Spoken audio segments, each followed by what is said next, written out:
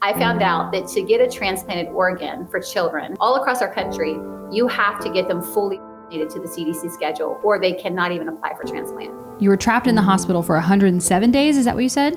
We just recently, from September to January, were trapped for 104 days. 104 days. Wow. At Medical City, a different hospital.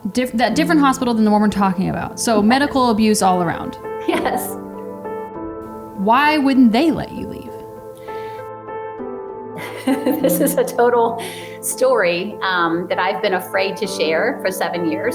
Honestly, I had no intention of ever going back and really exposing all of this while my son still needs care, because I'm afraid of retribution. I'm afraid of him not getting the care from other physicians hearing the story, and afraid that I'll speak out on them. But at this point, we're in such a situation that they need to be held accountable. All physicians need to be held accountable. That people are talking and people are watching and then people are asking questions, and that's okay.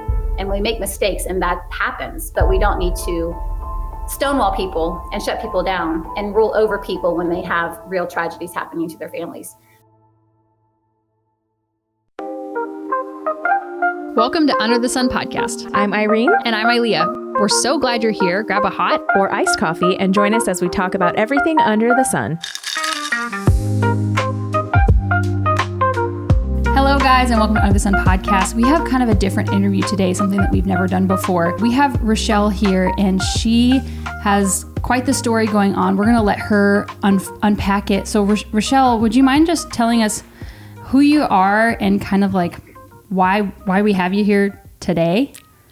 Yes, thank you for having us and sharing our story. My name is Rachelle, and my son Samuel is a 16-year-old teen boy who has been in and out of the healthcare system, kept in a hospital for over 104 days and not discharged when he had no medical necessity to be there, other than he needs outpatient hemodialysis services, which that hospital did not provide, and the hospitals surrounding us would not take him as a patient. And so that's kind of where we just came out of, and we're now out of our home 5 hours south in a hospital, going outpatient and trying to just figure out how we're going to rebuild our lives. Wow. Mm-hmm. So take us back about Samuel, your son. You said 16 now. When was he diagnosed with this rare kidney disease? He was diagnosed when he was 6 years old, and he came out of the womb a perfect 10-pound, 10 Apgar scale baby. I mean, he was so healthy. I was very intentional as a mother when I was pregnant to make sure I was eating healthy and doing things that were healthy. Mm-hmm. And we raised our children. I made my bread, made my yogurt, all the things, farm eggs. And so it was a shock that he was diagnosed at 6 years old with a chronic kidney disease called nephrotic syndrome, which of course they said no cause, no cure. And I was like, okay, that's impossible, because there's always a cause. And we know the body wants to heal itself. That's not how God made it to be hopeless. So, of course, I started doing my due diligence as a mom and trying to help him figure out what we can do to get to the root cause and get him better. And in doing that, it caused a lot of problems in the healthcare relationship with me and the doctors, because they don't want to be questioned, basically. We got, a lot of pushback, and I just continued on believing that that was my right as a patient, to speak up for my child and advocate for him. But in the end, that first hospital, Cook Children's in Fort Worth, after 3 years, ended up threatening CPS multiple times, and also ended up kicking us out of their entire network. We lost them as caregivers. To this day, they still won't have him come back as a patient, which is just horrible, because we could get his services that he needs today, 7 years later, at their facility, but they won't even communicate with us at all. Mm-hmm. What is what is their justification for that, for not taking a human being? That is, I'm assuming within network, if we're talking about insurance or whatever, but what is their justification for that? I don't know. And I've been asking for that very thing. I called the patient advocacy number twice and spoke with them for over an hour and a half.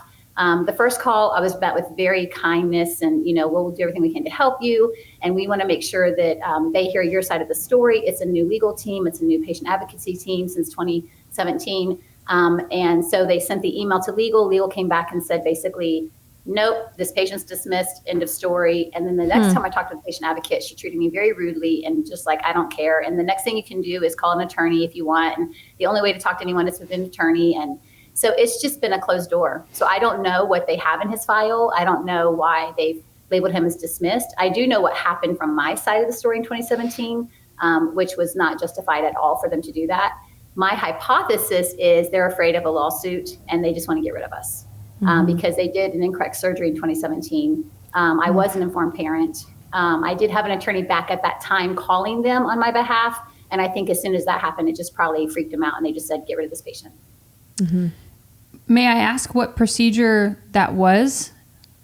Yes. So we, like I said, we were trying to help my son get healed or cured or find the root cause or manage the symptoms, whatever you want to say. Yeah. By doing things that would help him. I was doing research and things like that. And so it was just really frustrating after 3 years of doing, natural medicine, homeopathic medicine, detox, going to acupressures, things like that, in addition to using the hospital services for short-term emergencies and working with our nephrologist to ask him to help keep my son safe while I did these things and tried to figure this out. Eventually the day came when they called us and said, okay, he has to get on dialysis. And so that was, disappointing, and we were upset. And of course, my son, we're believers in Jesus Christ, and we were also standing for healing. And we'd seen supernatural healing a couple of times where he had supernaturally lost 20 pounds of water weight in 4 days, after prayer and things like that. So we were standing in faith, and it's complicated when you have all of the power of Jesus and the knowledge of the health world and the medical, and you have no control really over the timing of things and how it's going to manifest. And so it's just hard to walk this road, but we got to the place where they said, okay, he needs dialysis. And at that point, I said, well, I'd like to get a second opinion, and they said, nope, you're in the hospital now. You cannot leave because he could go off a cliff. His labs had not changed all summer. They were literally the same they've been all summer. So it was just control and power again, Miss Rankin, my name was Rankin at the time. Miss Rankin, your son's here. We know best. You don't know anything and you have to stay. And they would not let me leave. So what had happened the day before that was I had received a certified letter from Cook Children's telling us that we were turned in as non-compliant patients and they were kicking us out of the network. The day before, they called and demanded I bring him in for a dialysis. And so I knew that I was in deep trouble and I needed a new doctor, but I was not allowed to leave without threats of CPS and take him to another facility. Long story short, and we can get back to the non-compliant thing if you want to, but the surgery was, so we had to prepare Samuel for this surgery, and he was emotionally not ready to do it. So they came in, we prepared him. It was going to be a hemodialysis port in his chest. We agreed to do PD catheter, which is in the belly, the peritoneal. That way he could come back home after 2 weeks and we could do home dialysis and continue with quality of life for him, going to school, things like that. I would be his nurse at nighttime. So hemodialysis, for people that don't know, is a 3-day-a-week treatment. It's about 3 to 4 hours, and you go to an outside clinic, and it goes through the catheter here. PD dialysis is in the peritoneal, and it basically goes in every night while you sleep. And so that's what we elected to do. But because his labs were in the danger zone, they wanted to do both and do hemodialysis in the short term at the hospital. So we prepared Samuel for this. It was very traumatic. We went to the morning of the surgery. They had the paper that said, do you understand what's going to be happening to your son? Can you put it into words? Can you put an X on the spot on the picture where the surgery is going to be? We did all of that. We were very clear what was going to happen. When he woke up out of surgery, they had put the catheter in his neck and had these 2 huge V lines sticking out of his neck. His face was taped to his shoulder, and he was absolutely traumatized, had lost complete trust in me, complete trust in the system. And his first words were, you said it would be in my chest, basically. You lied to me. And that was extremely traumatic. I ended up, putting my hand over my mouth and ran down the hall and just fell apart in the kitchen, because here these professionals had treated me like a less than worthy citizen of the medical field when I would come in asking questions, right? Like, how dare you question us? You came here for our opinion. We're not here for yours, kind of thing. I was actually told that by one of the doctors at another hospital. And all I was doing was trying to figure out the code of what is wrong with my son and how can I help him. And I wasn't being disrespectful. I wasn't being rude. I was just trying to figure out what we could do to help him. And I looked at it as a team approach. And so when I had this authority over me saying, you have to do this with your child, you cannot leave or call CPS, we ended up negotiating, the PD catheter so that they could do what they wanted plus what I wanted. And then it turned out to be this horrible thing where they did the wrong surgery. The doctor, the whole day I went through and tried to figure out what happened. How could that have happened? Not as a way of, I'm going to sue you malpractice. It was more just like, we're devastated. Like, what just happened? We're so confused how this happened. And I found out that the surgeon that was on call, I guess that day, had the same terminology that he used that they used for the one in the chest. So there was a terminology difference, which I don't understand that, but that's what I was told. So the nephrologist came in and she looked at Samuel and she said, I am so sorry. This wasn't supposed to happen, basically. And so I said, okay, what's next? We were completely traumatized. And she said, you can't leave the hospital. We have to go back and do another surgery and do it the right way. And so it was just a complete disaster. If you want me to keep going, I haven't shared this on the other shows. So this is a total story that I've been afraid to share for 7 years. Honestly, I had no intention of ever going back and really exposing all of this while my son still needs care, because I'm afraid of retribution. I'm afraid of him not getting the care from other physicians hearing the story, and afraid that I'll speak out on them. But at this point, we're in such a situation, that they need to be held accountable. All physicians need to be held accountable, that people are talking and people are watching and then people are asking questions, and that's okay. And we make mistakes and that happens, but we don't need to stonewall people and shut people down and rule over people when they have real tragedies happening to their families. Yeah. So basically what ended up happening was, before they did the next surgery, they wanted to suddenly have me sign a parent contract. So the social worker decided, you know what, we don't trust that you're the kind of mom that's going to do what your son needs. If we tell you to do something, you're not going to do it. And they just start this whole story about how they can't trust me to take care of my son on dialysis. And the only way they're going to let us go home and do the PD dialysis, which they agreed to, was if I signed this parent contract. So I look at the parent contract and it basically says I can't give them a Tylenol without their permission. I mean, I can't do anything without their permission. As if he's their property. Yes. Like as if you're not his mother who wants the best for him. Yes. That these people who just met him and know him basically because of his chart, think that they're the arbiter of what he needs. Wow. Right. They had so much, they just flipped the script completely. I now know what gaslighting is now. I didn't know at the time. Yeah. But at this time in 2017, I did not know what that term meant. I did not know what was happening. I was in complete just like shock. I was shaking for days. I was, trying to be a peacemaker between people. I was talking to the patient advocate. I was just doing what I thought was, to mediate between all the situations. I was explaining myself. I was trying to explain why I didn't want to do certain things that I felt were putting him in more danger. For example, a sidetrack real quick, the flu shot, they came in, remember I told you they sent that letter that they were going to be, you're non-compliant. And then the next day they demanded we come in for this dialysis all of a sudden. Well, before the surgery, after we agreed to do the surgery, which was under total pressure and total coercion, the night before, the doctor came in with an army of people that came in with him. And I was like, uh-oh, what's going on? And he said, well, we came in because we want to make sure that we give Samuel the flu shot right now. And I'm just like, that has nothing to do with anything we're doing, right? But I just went to the Lord and I was like, okay, God, help me. Help me right now, because I'm feeling incredible pressure. And if there's pressure, that God's not in it, Yeah. And so I just said, okay, well, help me understand, is this going to be something that determines if you guys continue care for Samuel after this is started, after the dialysis is put in, or what? And they said, maybe, if you do what we say, then we'll reconsider keeping you as a patient.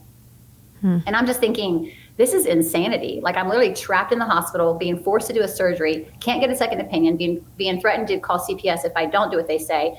And in 2017, I didn't know really the rights I had at that time. You're just feeling very pressured, to comply. Yeah. And I had already tried to call my attorney that we already had, and they wouldn't let him, help, and he wasn't coming anyway. And so I just felt completely alone and isolated in this situation. But thank God he was there. And I felt his peace just say, just ask for time, just ask for time. And so I just said to them, okay, let's just do this. Let's just do the surgery. So we have one thing at a time that we're dealing with, anesthesia and the surgery, and then we can see what happens. And then if I do the flu shot before we discharge, would that be okay? And they said, okay. So I was able to talk to the pharmacist and get the mercury-free one. But at the end of the day, I still had to do it. I still had to give him the flu shot to leave that hospital. And at the end of the day, they still kicked him out and dismissed him as patients, never to let us come back again. We lost our entire pediatrician, our endocrinologist, everything, not just nephrology. We lost the entire network of physicians that we had for him. Which is, it's already so, forgive me, but stupid complicated to be get the approval to get these endocrinologists and all these people set up, because you have to be referred all the freaking time. It's such a it's such a business. Oh my gosh, it's terrible. Yes. Okay, Taking care of a chronically ill child is like a part-time job at least. I mean, because the amount of phone calls and the waiting on the phone and the billing and to get everyone set up, it is really hard. So it's a huge loss when you lose your entire network. Yeah. Yeah. Can we back up a little bit? Because you said, I want to bridge the gap just because I'm not quite clear. You were trapped in the hospital for 107 days. Is that what you said? We just recently, from September to January, were trapped for 104 days. 104 days. Wow. At Medical City, a different hospital. That different hospital than the one we're talking about. So medical abuse all around. Yes. Mm-hmm. Horrific. Why wouldn't they let you leave? Do you have brain fog? Are you lethargic? Do you have digestion issues? Do you not poop enough? Are you pooping too much? Do you have angry outbursts? Does your butthole itch? Irene, does your butthole itch? Don't answer that. Don't answer. I'm going to answer. Well, if your butthole itches, what does that mean? Question. That means you have a worm. Or many worms. Lots of worms. And I know what you're thinking. Worms? Are you kidding? That doesn't happen. I've not left the country. Yeah, it happens. Guys, like, you can go touch the soil in your front yard and get worms from there. Like, because if you have pets, they lick you. We're disgusting, honestly. And like food, like produce, if it's not cleaned properly or if it's grown and they're everywhere. Yeah. So most cultures cleanse once a quarter. Yeah. So deworm themselves all the time. You gotta deworm yourself, and we have the perfect brand for you. Yes. Rogers Hood is where we get all of our parasite things from. She has this kit. It gives you everything you need. It has 3 tinctures. There are and heavy metals too. Yep, pulls heavy metals out. It's so great. Yeah. I did it. I'll just say it. I did it. And the very first day that I started the tinctures, an 8-inch tapeworm came out of my butt. 8 inch. So, and I mean, I have left the country on like cruises, but it's all sanitary and everything's washed and they're there. It's just life, and we have to just cleanse regularly. Yeah. So use our code UTSP10 and you won't regret it. Yeah. Because Samuel came in for an emergency procedure on September 21st. He had peritonitis. So fast forward 7 years. We ended up leaving Cook Children's, going to Medical City to be his provider for the PD catheter. And so I did not agree to take the PD catheter out. I took him to a different physician. And we've done home dialysis for 7 years with that catheter. Well, that catheter started getting infected this year. In 2024, multiple times. And so one of the standard of care treatments is if it gets infected more than 5 times, I think they want to take it out and replace it. It's like a plastic catheter.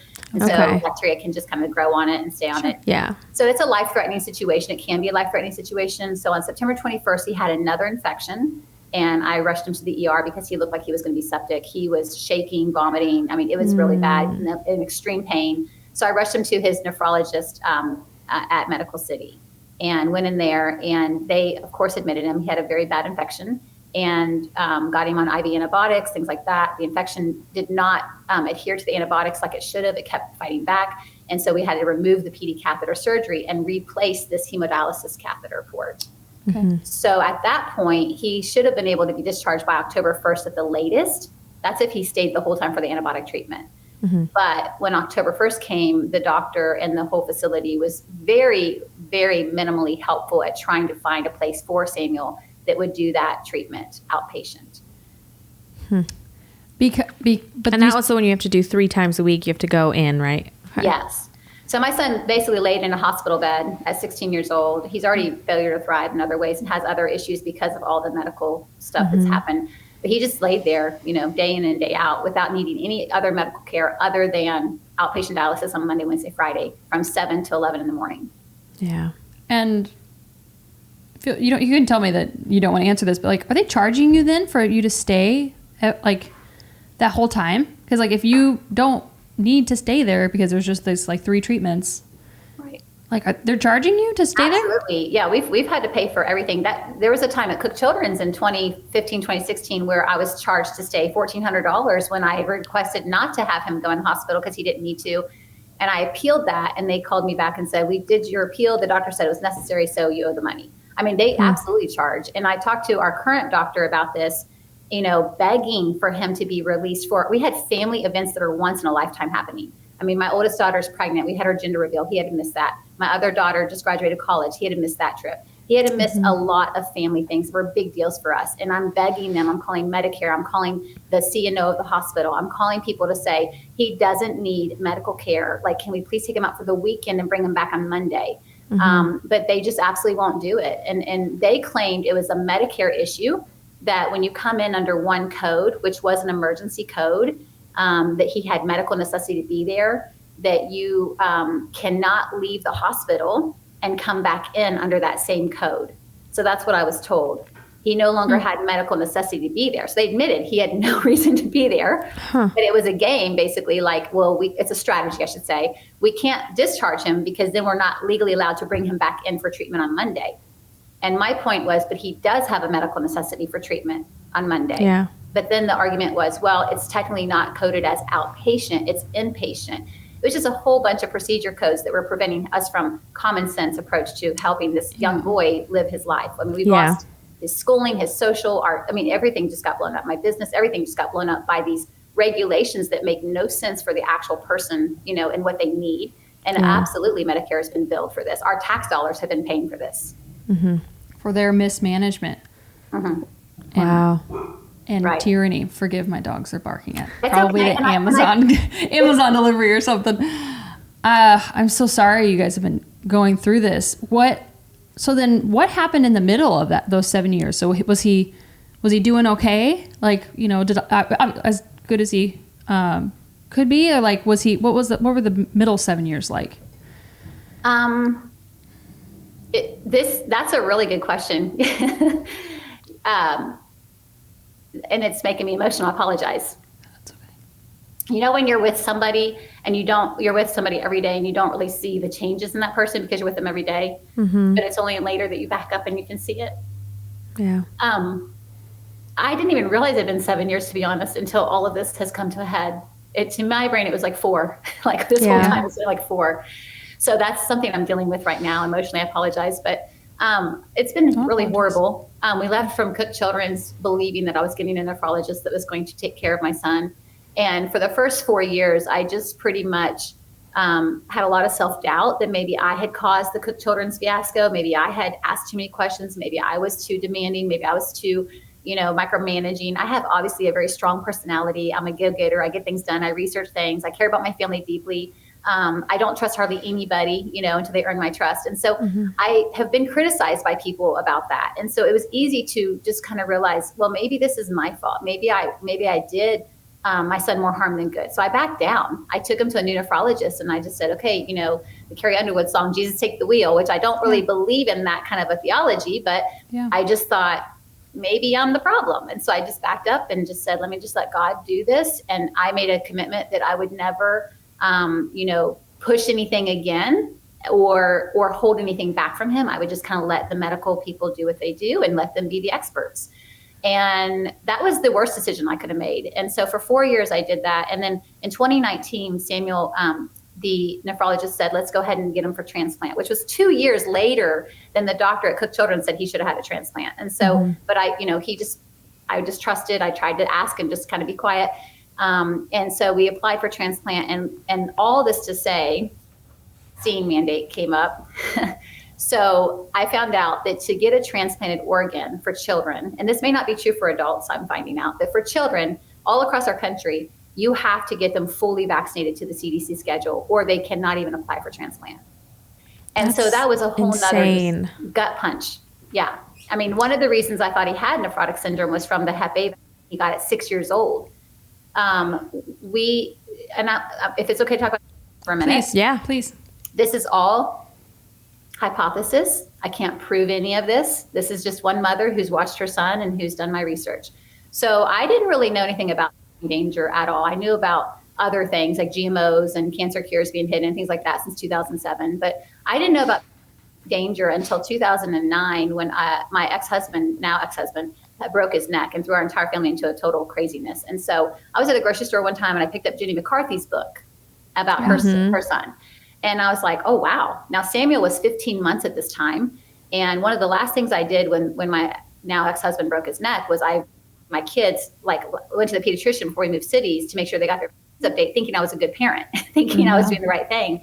And but now I read Jenny McCarthy's book and I was like, whoa, I have autoimmune issues. My oldest daughter had autoimmune issues and skin issues going on. So I decided to hold back the MMR from Samuel, thinking that was the suspect for autism, thinking that I was just, able to do the other ones and that might be the suspect. So he got his vaccines. He had a rash after his when he was about 2 years old, had very closely after that, had like swollen belly, had lots of diarrhea. I thought he had a parasite. I didn't know what was going on with him, but there's definitely something that had happened that I'm like aware of it. Okay. So we fast forward to 2000 and let me think for a second where we are. He was born in 2008. So we were like in 2014 of March when he turned 6. Now, because my husband had broken his neck, we ended up going straight from middle class to poverty. And I was taking care of the 3 kids and my quadriplegic husband. And we were on WIC, Women, Infant, Children. Yeah. And to get the food, we could qualify for food like cheese, peanut butter, things like that, until my youngest was 6 years old. So I remember thinking, to steward that, he's going to be 6. I'll go get the food the last time. And at that appointment, they had told us to get the food. And again, it wasn't the MMR. So it was just part of the protocol. In order to get the food, you get the. I have never heard that. I know. I've never heard it either. So you can imagine I'm there and I'm just like, okay, it's just part of what we're doing, and it's efficient because I'm not having to go to the pediatrician. We were just. So are you literally at the the WIC office and they're saying you have to inject your kid? Yes. Before you can get this money. Wow. Yes. It's at the WIC office. It's like they have like a little nursing room. Yes. That's crazy. So I know. The overreach of I'm sorry, my family has had stints where we have also been on government assistance, growing up. And so there is no shame in that. But I'm going to ask my mother, if that was something that she experienced, because, you go to those things because you need help, not because you need an injection in your arm. Right. And I want to unpack that later. Okay. Yes, I think so. And I think that at the time, and I feel foolish now, obviously, but at the time, you just kind of believe. You did the best you could with what you had. And at the time, I just thought autism was MMR. I'm just thinking, okay, these other ones are safe, and I mean, Hep A is not a brand new, now we have COVID and all these crazy things are making up, but Hep A was a pretty established so I didn't even question. It was okay, I'm doing a good job as a mom, get my kid what he needs. And in that situation, I was extremely vulnerable because we were in poverty and I was tired and it was hard to even go to the dentist or do anything. And so if anything was efficient, it made sense, right? Yeah. So I absolutely feel that they are totally overplaying on the card of vulnerability, Wow. So he had that. And then that summer he started having symptoms. And like I said, we were doing, lots of organic and things like that. I had a co-op that donated food to us. And I mean, anyway, I had $91 a month on SNAP, and it was all on produce, so, but I just, I can't prove that that's what started this, but I'm definitely aware that could have. And just so you know, I don't just pull this out of thin air. I've looked at the research on VAERS. I've seen court cases with grown people who have sued for the Hep A vaccine causing nephrotic syndrome specifically. So there's a reasonable thought process there. I'm not just throwing this out. Yeah. Right. But anyway, so we literally were forced to do for CDC to get the transplant application to move forward. Wow. And, this is before COVID. And this is when, I was considered a crunchy mama and, you're wearing a tinfoil hat and all that stuff. And so I just remember being in my closet crying and just, calling different hospitals across the country, trying to find anyone that would absolutely talk to me and not make these vaccines mandated. And I was treated with such difference and such disdain, well, you know what, you can find someone else. It's our policy. Good luck, and it was just, and I talked to moms groups on Facebook and they were saying, there's no way to fight this. It's just what it is. And I'd already fought, but for so much and just was I just don't want to fight. I just want my son better, So I just kind of became, my faith, right or wrong, I just said, Jesus, if you can heal my son, like this, you can heal him with, it's you can heal him either way you choose. And I'm just gonna give this to you completely. So we found a functional medicine and a homeopathic and a pediatrician doctor. She's all 3. Oh, nice. And I found her and she helped me give him his for 6 months, the ones to catch up on, and the MMR, and a double dose of Hep B that the nephrologist ordered, which I think is terrible. He ordered an adult dose of Hep B for my son. And then we did all that for 6 months. My son went to counseling. My son was completely crying and upset that he didn't have bodily autonomy. I mean, it was just horrible. I was crying. We were all crying. It was horrible. The pediatrician even would say, I'm so sorry I have to do this. I'm so sorry. I wish I could not do this for you. And so it was just a horrible thing, but it had to be done for the greater good of getting the transplant. So 2021, my son and I are both approved. I'm approved for transplant to give him my kidney. And my son goes into the psychologist appointment. They have so many appointments to make sure that you're going to be ready. And he tells her that he doesn't want the transplant and he doesn't want to take the pills afterwards because he's very intelligent and he knows that we're all being just like, toxic everywhere. And so that was legit. But because of that, they stopped the transplant. They gave him the power as a young preteen boy to stop a kidney transplant because he wasn't compliant. He said he wasn't going to be compliant. And so it was a completely powerless situation. So again, counseling, me trying to fight with the doctors to do it. Anyway, I'm the parent. He shouldn't have the authority.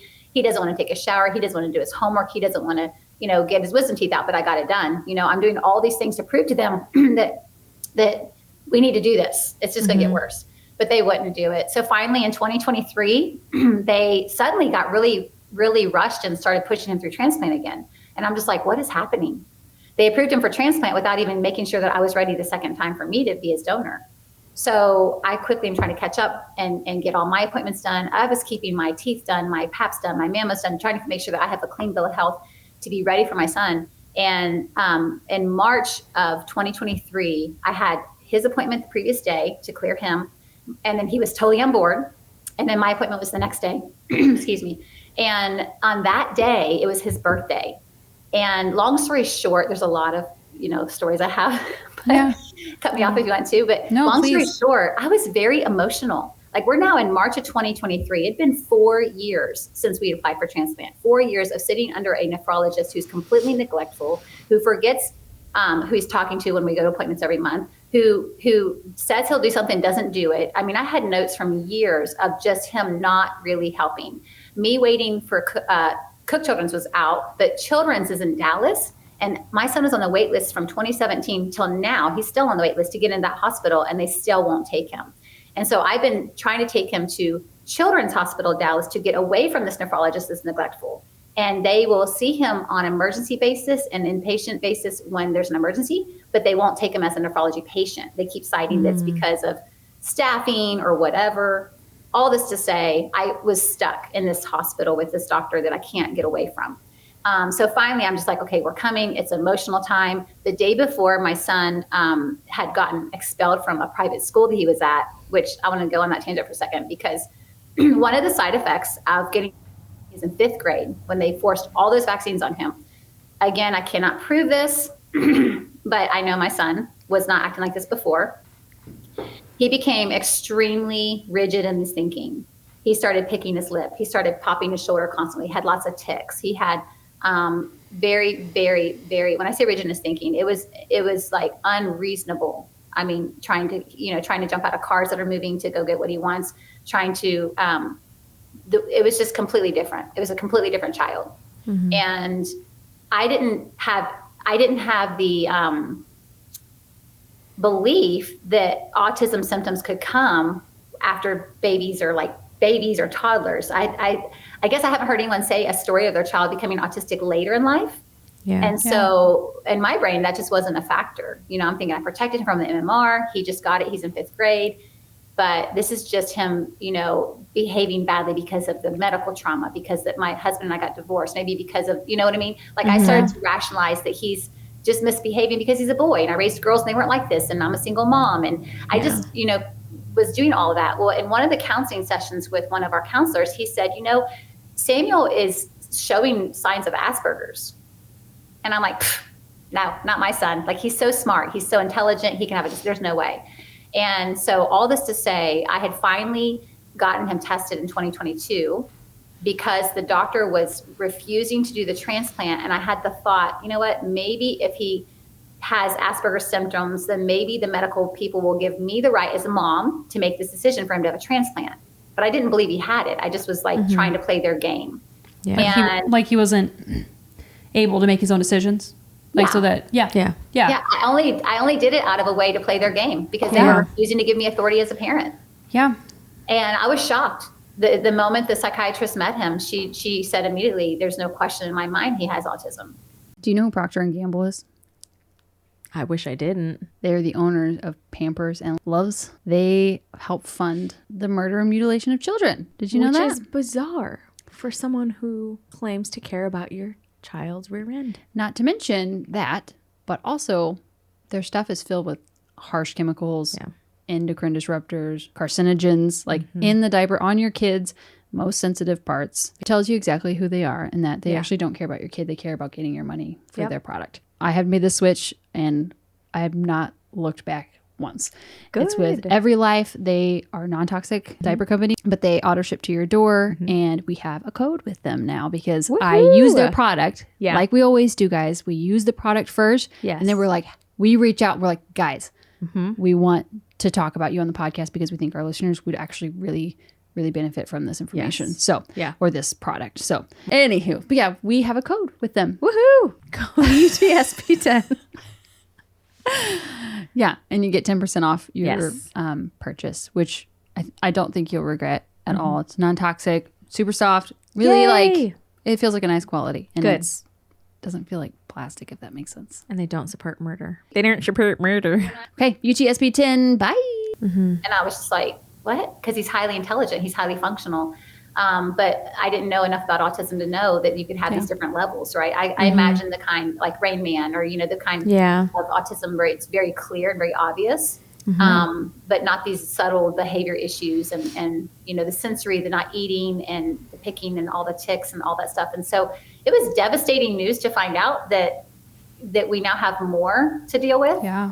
But for whatever reason, he never changed his mind about transplant. They pushed him through the second time. We get to his birthday, and he'd been expelled from school the day before because he was sitting quietly at his desk, took a test, turned it over, and had a survivor's watch that I had gotten him.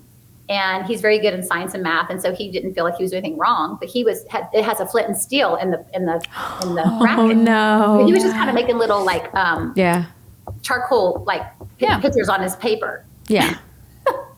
Little smoke rings or whatever. Yeah. And doing that to stay quiet and wait for the test to finish. And so when he turned his paper in, the teacher said, "Hey, what happened to your paper?" And he said, "Oh, I was just making little smoke rings on my paper." Well, immediately they overreacted and said he was trying to catch something on fire. Of course. And he got expelled. Or he was just being a boy. Like, like that is. So here I am. I'd worked so hard to get him in a school for years. With COVID, it was crazy on top of that. Yeah. And he finally was in a school. And I then had worked hard to get him to be social to where he wanted to have friends and talk to people. And he finally had 2 people at the school that noticed him because he's very small for his age now. And he is not the normal teenager. He would tell me that the kids were obnoxious, because he's like an old soul. Yeah. And he finally had, the nurse was going to get him Chick-fil-A for lunch that day and celebrate his birthday. And then this little girl in his choir class was going to make him cupcakes.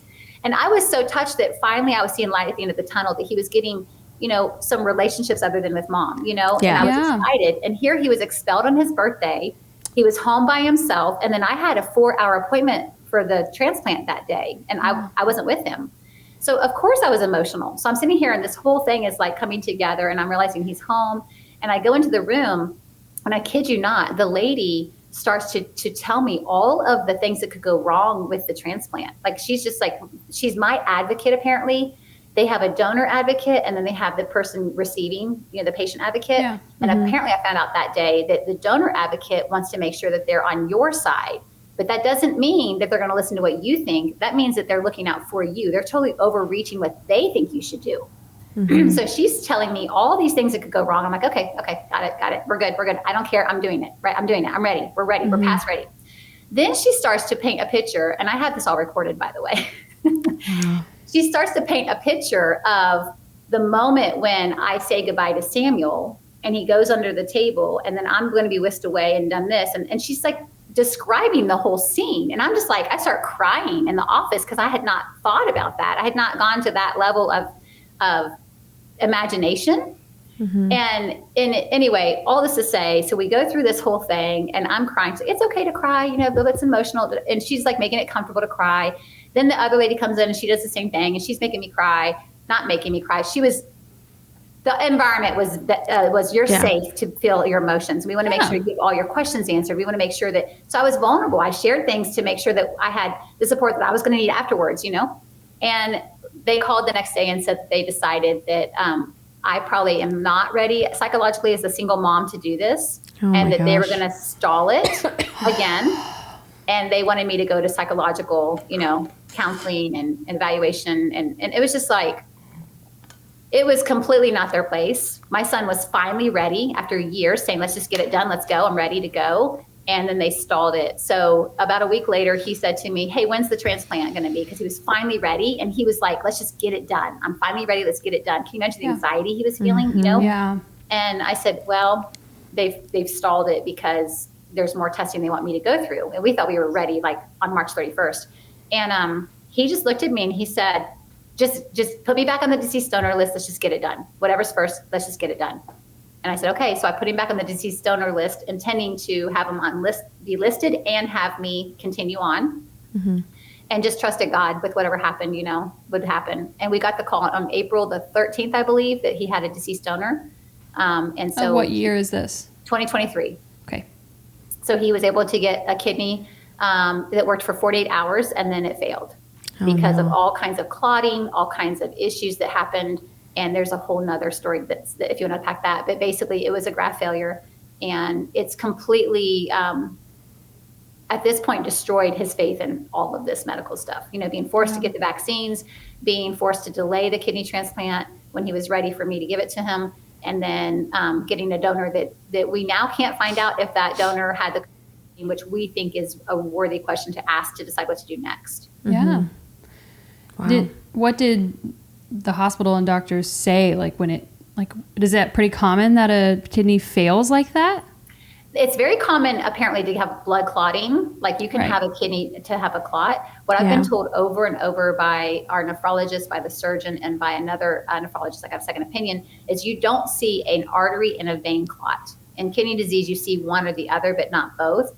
You also don't see the aggressive nature that it was. So what the surgeon said very specifically is he came to me and he said, I have never, in like 30 years of doing this, one of them was 28, one of them was 30, one of them have been working, I've never seen anything like this. He said it was so aggressive. I got in there and it was full of clots. I took it out. I flushed it out.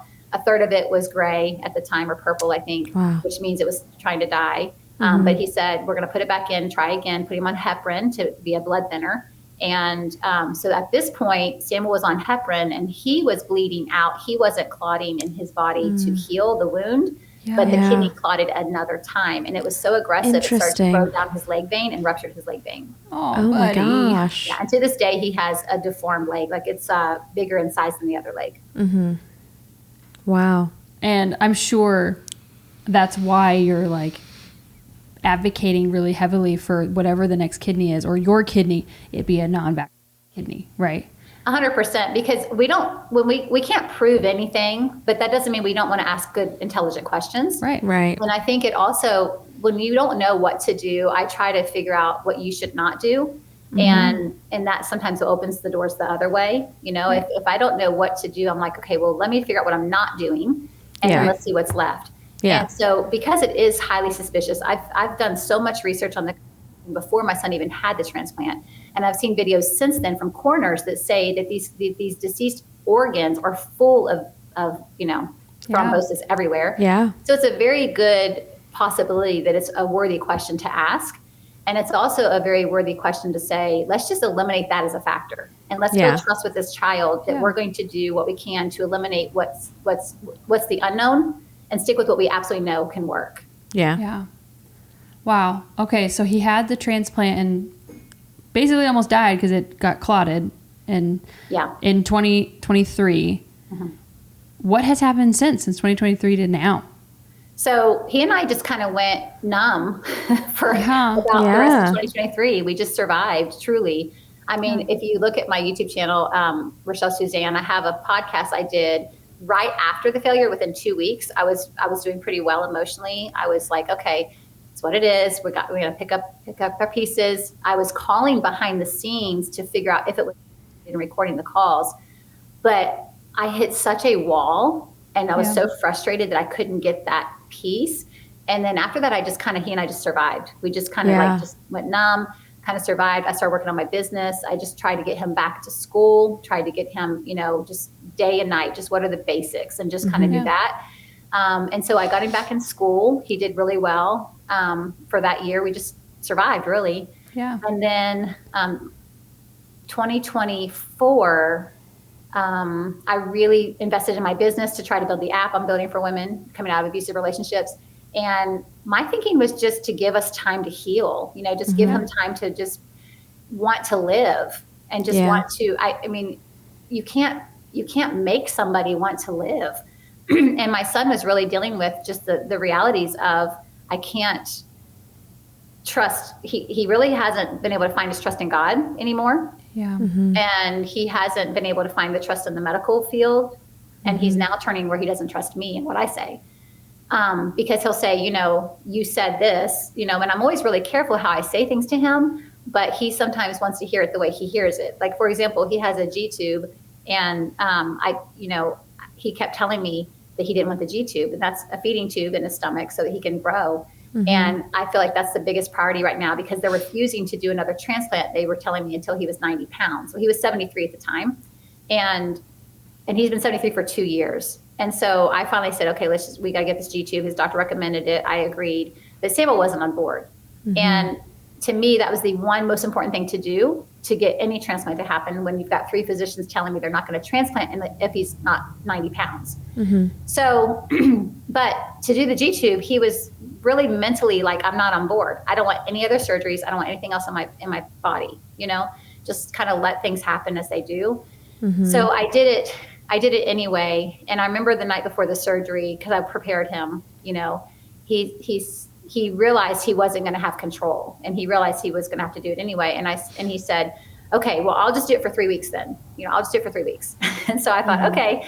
And I didn't agree that it was only going to be 3 weeks, but I was understanding that he was saying, that's what I'm giving you. I'm giving you 3 weeks.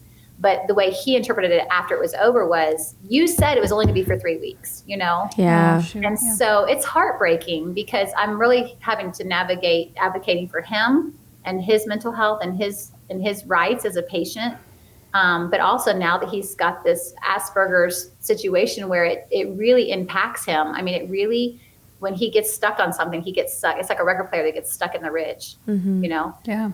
It's hard to work with that. But then you have the medical establishment still to this day saying he, as the minor, has to be compliant. And if he's not compliant, we don't do a transplant. Yeah. And so there's no parental rights to manage his care for him, to help him grow. And even Samuel said that it's kind of like the chicken and the egg. They want him to be compliant, to take all the medication, to take all these to get a transplant. But yet, if he just gets a kidney, it'll resolve those issues. Like, his body will heal better. Yeah. How frustrating for you and for him. Okay, so I just want to back up a little bit. When you were they wouldn't let you leave. When did you actually unblur those lines for me? Because I'm not quite sure when it happened. Like, did you just get out? Last Friday, yes. Friday. Wow. So this just basically ended, like, your captivity. Yes. What now? So Friday, we finally got out because a hospital in San Antonio said that they would take Samuel as an outpatient patient. Okay. So it was the only hospital in the entire state of Texas. They called every place. We called every place. We called DaVita's, Fresenius's, which are adult dialysis centers. And we called every place in Texas and Oklahoma. And this is the only hospital that would take him, which really speaks to his file being tainted with noncompliance. Yeah. It really speaks to the discrimination happening with if you don't do what they say and you look like a problem patient, we're not going to help you, which is completely illegal and should not happen. Yeah. But so thank God this hospital here, they saw the file and they said, what is going on? This is unacceptable. Red flags everywhere. Come and we'll take care of you. Okay. So that was the only way to get out, was basically to come over here. And so we're staying at the Ronald McDonald House right now, Nice. Which I'm thankful for that. And we're just 4 minutes away from there. And then we go every morning from 6. We have to get there at 6:30, and then he does dialysis. And then we have the rest of the time to figure out how we're going to rebuild our lives. Yeah. Wow. That's crazy. Yeah. And did they release him? Forgive me for not knowing how this works, but did they release him only because the other hospital said yes? Like they wouldn't release him because it's an outpatient procedure, right? Honestly, but because of the code, because of Medicare, like that's why they put you through all this? Yes. Allegedly? And Dr. Kwan, his nephrologist at Medical City, said very specifically that he wasn't, even when I argued with him, because I called Medicare and I even said, okay, Medicare is telling me that what you're telling me is false, that we can leave AMA and that Medicare will still pay you. Because he told me that I can't leave AMA. This is weeks in. I mean, this is weeks in when I'm just like going through all the processes of grief and apathy and advocacy and back and forth of like having this emotional roller coaster. But at one point he told me that we couldn't leave AMA because Medicare would not pay for the entire stay that we'd stay, that it would come on my bill.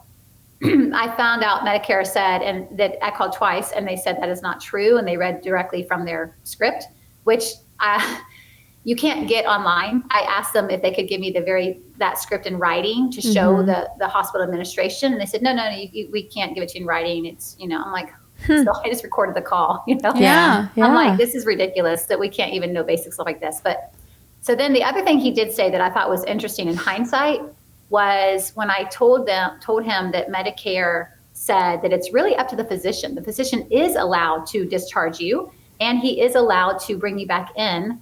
And he's allowed to say it's medical necessity and choose the code that he wants to bring you back in. He just dismissed that, like it doesn't matter. And he basically said, I'm not going to even try that because I don't want to raise a red flag to cause an investigation of the hospital. Because years ago, I tried to let a patient go. And then I got in trouble with administration because CMS was called, the Center for, I guess, Medicare, Medicaid Services, who's running the hospitals. Because it looks suspicious and I just don't want to even chance getting an investigation because it messes all of our stuff up and blah, blah, blah, blah. And I'm just like, you're prioritizing the hospital's image and you're prioritizing your job over the life of this child. Yeah. Wow. Is this is the same nephrologist that you felt like was would ignore you and dismissive and all things? Man, I'm sure it's so exhausting, but you're doing such a good job to like advocate for your son. So like, even if like I'm really impressed with you. You've done a really good job. Yeah. I appreciate that. I feel like I stop and I start and I'm upset at myself for that, but I'm trying to remember. And I have a friend that tells me you're human. Yeah. Like you're human and you can't go back and look at that and dwell in that. So I'm trying to stay in a place of grace for myself because I'm angry that I let the opinions of others quiet my voice. Yeah. We say a lot on this podcast that you do the best you can with the knowledge and information and time and all the resources you have at that moment.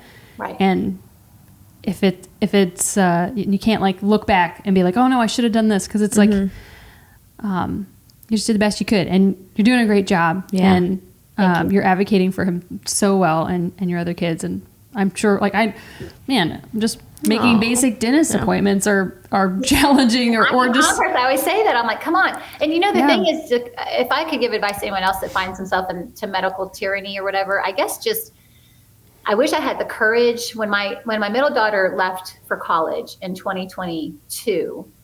I remember between then and now, at some point, I had the thought that I was staying with that nephrologist partly because I had two daughters in high school. And we had already had, if you ever hear our other stories, before this happened, we already had a whole crazy thing happen where my girls were finally in a school. They were finally stable. We finally had community around us. And I didn't want to upset their lives in the name of their brother, So I had to think about all my children and all of their mental health and all of their social health. And so I just realized that when my other daughter went to college, I was like, technically we could go anywhere. I don't have to stay in Dallas-Fort Worth with all these hospitals acting like this. I could go anywhere. But the problem is it just takes such courage to literally abandon stability and abandon what you know. And you do stay in a state of hope. Well, I've got this working, and I'm waiting for this. And maybe right around the corner, will this happen? Yeah. And I think I just regret that I did not let go of that hope sooner. Kind of like in my dating relationships, I hold on way too long. And so I just wish I would have seen the signs sooner to recognize that I am not crazy. that my son should have a doctor who's attentive and knows these things. And that's why you're paying them. You're paying them to care for him, and they're all doing not a great job. Right. Yeah. Right. And like, I think I saw you share in one of the posts, I was doing some deep diving, that like doctors should be held accountable again. Like we have given them way too much power and basically taken all the authority away from the parents. And yes, like there's room for discussion of like, let's work out an action plan. But just because we're in this hospital and we're paying you for a service doesn't mean that you can treat us like we're idiots and that we don't do our research. Because like, honestly, I think mothers do the most research. Yeah. Like like it is a radicalizing thing to become a mother, because you're like, oh, okay. Yeah, like now I'm the wall to protect my child, like that, you know? Right. And I think the thing that I thought was refreshing this week at the new hospital I'm at, which I'm inside still kicking and screaming a little bit because I don't want to have to move. But but I was very like, wow, they said to me, have you guys ever done a plan of care with your physician before? And I was like, when we get new patients every 30 days and then the first 30 days, the first 60 days, maybe 90 days. And then annually we will sit down with the entire team, and you are invited, and we will make sure we're doing a plan of care for your child to make sure they're looking at everything. And I was just like, now there's a concept that like makes total sense. And so I guess not all places aren't doing it right. I guess just where I was, it felt like I was being bullied and shut down, by 3 major hospitals in Dallas-Fort Worth. Wow. And it's worth noting, this is not just my story. I want to make sure that I give air to the other families that go through this, because once I did speak up and speak out, there are many families across our nation that have felt like I have felt and have been treated like I've been treated in different versions of it, right? Right. And so there are women that have called me in the middle of the night and talked to me and sent me messages privately that they're afraid to share on Facebook because it costs a lot to do this. But they're saying that they're glad I'm speaking out because they've also experienced the same kind of things. And so it does need to be something that we can start to talk about and not be afraid of retribution by hospitals and doctors. Yeah. And I thank you so much for taking the time to be on this podcast, because actually, like, I didn't even share with the listeners that the only reason I even saw your story is that I am friends. We have a mutual friend in common who is Rachelle, not Rochelle. Rochelle. And sorry, there's too many. We have too many in our family. And I saw her Facebook post that said, "This is a friend of mine." And I was like, and I read the article, and then I started creeping on your page. And I was like, okay. I was like, if our platform can help bring awareness to your situation, and maybe like other parents who are in the situation where they're like, I didn't know, like, you know, sometimes in the hospital system, like, you don't have a standard for how you should be treated, and you should have standards for how you should be treated and how your kids should be treated.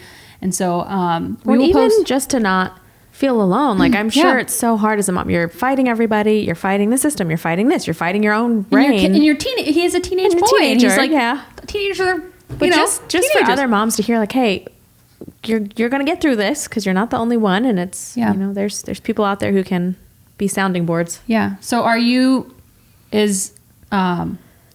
do you think you guys will be doing the transplant soon, or are you guys, what's the next 30 days, 60 days look like? We talked about that yesterday with the doctor, and I'm pretty discouraged, to be honest, because let me get tissue real quick for a second. It's cold in here. Everywhere you go, it's still the issue that you have to get back to transplant. So even though I am common sense, and a nephrologist, Dr. Suzanne Humphreys, has written a book about this, that, it's doing more harm than good to vaccinate children with kidney disease. It's still the standard. And so yesterday I was told again that, he's got to get a flu vaccine to be up to date, and all the pneumococcal vaccines to be up to date. And it was just the whole thing again yesterday. And I was just going, I don't know what God's going to do. So I'm doing my part right now by just speaking out and being vulnerable. It took a lot of weeks for me, months in the hospital with Samuel, for me to finally say, okay, God, I surrender this completely. And just let me be the voice on this. I didn't want to be the poster child for this. I don't want him to be the poster child for this. I don't want to be public about this. But it's, private pain that has to come out, because now we're in such a situation that I'm just, it's not looking really good for my son, to be honest. And it can't be in vain.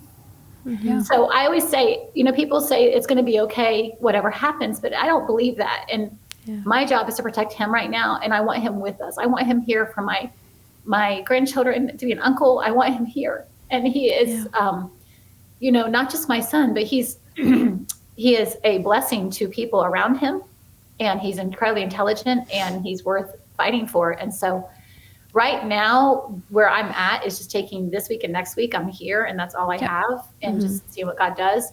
But I do know that conversation yesterday really got to me, and I thought, man, this is just so hard.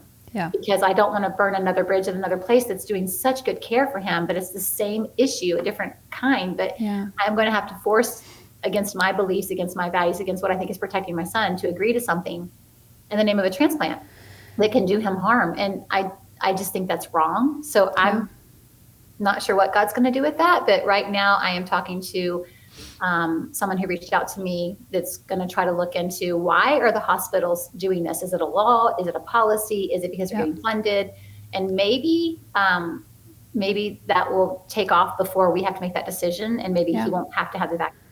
Yeah, maybe this is not related, but maybe also the change of administration might help some of this. Because the climate is definitely changing, and that's changing. A very good thing. And maybe, But I think if more parents, let's say a mom who is in the same situation as me, and they're waiting for an organ, whether it's heart, lung, kidney, whatever, and they're being forced to vaccinate, maybe someone will see this story and they'll stand with me, and I won't be the only person saying this, and we can together push back. And because when you are by yourself, it really is intimidating. I think that if more people are talking about it and more research is coming out about it, then I think the doctors, to be honest, it's just not, someone told me yesterday, it's just not their business. It's not. How you your child. And I understand that the meaning was probably well intentioned for organ donors, because there's a belief that says if you're going to get an organ, then you owe us a confirmation that you're going to take care of it. But my question to that is, are we monitoring what they eat? Are they drinking soda day and night? Are they, what are they sitting on the couch all day long? Yeah. Right. It's not, we don't just get viruses because we're vaccinated. We get sick from other reasons as well. Yeah. So it's a very suspicious standard. Yeah. Wow. Thank you so much for coming on today. Thanks for being sharing your story. You're welcome on here anytime. So if there's any updates, just text me and we can get updates, and I'll make shorts and stuff out of this so that we can bring awareness to Samuel and to you guys, so that, this will help other people and we can help, your cause as well. Thank you. I was going to say something. I can't remember. Oh, I want to, our audience is going to pray for you. So everybody who's listening, make sure you put her family on your prayer list, and we're going to shower you guys in prayer. And we'll put all the links to, because you have a Give, Send, Go, which I love that you're not doing. What's the other one? GoFundMe. Yeah. I love that you're doing Give, Send, Go. We've met them. They're wonderful people. Yeah. So we're so grateful that you got on to talk to us and for sharing your story. Is there anything you can think of before we go? Not that I can think of. Yeah. No. Okay. Well, thank you guys so much for listening to today's episode. Where do you want people to follow you? Actually, let me say that real quick. Right now I'm posting mostly on my Facebook page, Rachelle Suzanne King. Okay. I think it's actually got my married name at the top, so / Rachelle Suzanne Rankin. Okay. But I'm posting mostly on my Facebook page about this story right now. Okay. We'll put a link to it. We'll put a link in the description where people can follow along on the story. But thank you guys so much for watching this episode. We will see you guys next week. This content is for educational purposes only and is not intended as medical advice. Please do your own research and find a trusted medical professional for personalized guidance and advice. We are not responsible for your decisions based on the information you hear on this podcast. Bye. Bye.